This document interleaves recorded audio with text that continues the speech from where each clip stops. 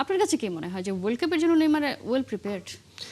আমার মতে যে হ্যাঁ, অবশ্যই সে এখন ওয়েল প্রিপেয়ার্ড, কিন্তু আমি যেটা বলছিলাম যে সে 15-20 মিনিটের জন্য ওয়েল প্রিপেয়ার্ড। আমরা যদি এখনই এক্সপেক্ট করি যে নেইমারের কাছ থেকে আমরা ফুল 90 মিনিট পাবো, তাহলে কিন্তু আপনার এই জিনিসটা হবে না। এবং আপনি যদি কার্লো আনচেলত্তির স্কোয়াড সিলেকশন দেখেন এবং তার ওয়ে অফ ম্যানেজমেন্ট দেখেন, ব্রাজিল কিন্তু মানে কখনো আপনি গত 20 বছর ব্রাজিল আসলে ওয়ার্ল্ড কাপে যেরকম খেলেছে সেরকম ব্রাজিল কিন্তু আপনি এবার পাবেন না। এটা সম্পূর্ণ ডিফারেন্ট একটা ব্রাজিল আসবে। কেমন আসবে? তার কারণ হচ্ছে আপনি যদি দেখেন যে 2002 ওয়ার্ল্ড কাপের থেকে, যে ওয়ার্ল্ড কাপ যখন জিতলো তখন থেকে দেখেন ব্রাজিলের ফুটবলে এক ধরনের একটা কেওটিক একটা খেলা থাকে। কেওটিক মানে কি সাম্বা স্টাইলের খেলা, সারাক্ষণ সবাই অ্যাটাক করতেছে, সবাই ডিফেন্স করতেছে, যার কারণে হয় কি এখনকার জামানায় এসে ব্রাজিল ওইটার সাথে পেরে উঠতে পারছিল না। কারণ দেখা যেত যে 2 গোল দিচ্ছে, 3 গোল খেয়ে ম্যাচ হেরে যাচ্ছে।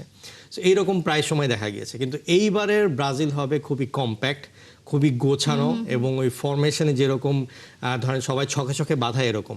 এবং এই কারণে আপনি দেখবেন যে ব্রাজিলের স্কোয়াডে এবার কিন্তু মিডফিল্ডারের সংখ্যা কম, এবারে কিন্তু ডিফেন্স এবং ফরওয়ার্ডের সংখ্যা কিন্তু অনেক বেশি, যে জায়গায় এতদিন লুপহোলস ছিল, এতদিন লুপহোলস ছিল। এই কারণে আপনি যদি দেখেন, তো এই কারণে অ্যানচেলত্তি কিন্তু টিমটাকে ওভাবে সাজিয়েছে। আমরা কিন্তু সবাই নেইমারকে নিয়ে যদিও এখানে অনেক বেশি লক্ষ্য করছি, কিন্তু এই সবের ছায়াতলে কিন্তু ব্রাজিলের যে স্কোয়াডটা সাজিয়েছে অ্যানচেলত্তি, খুবই স্ট্রং একটা স্কোয়াড সাজিয়েছে, এবং বেশ কিছু স্ট্রং প্লেয়ার বাদও পড়েছে। সো যেটা কিনা আমাকে অবাক করেছে যে এই সব প্লেয়ার কার বাদ পড়া অবাক করলো? সবচেয়ে বেশি অবাক করেছে আমার জোয়াও পেদ্রোর।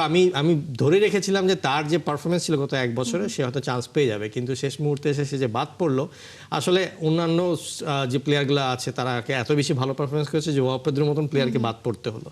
সো যার কারণে এই জিনিসটা আমার কাছে খুবই অবাক লেগেছে, জোয়াও পেদ্রোর বাদ পড়াটা। আমি হয়তো চিন্তা করেছিলাম হয়তো এক্সপিরিয়েন্সের থ্রুতে থিয়াগো সিলভা তো লাস্ট মোমেন্টে জায়গা করে নিতে পারে, কারণ অ্যানচেলত্তি আসলে থিয়াগো সিলভাকে ইউরোপে খেলার প্রথম সুযোগ কিন্তু অ্যানচেলত্তি দিয়েছিল, এবং পিএসজিতে তার সাথে খেলেছিল।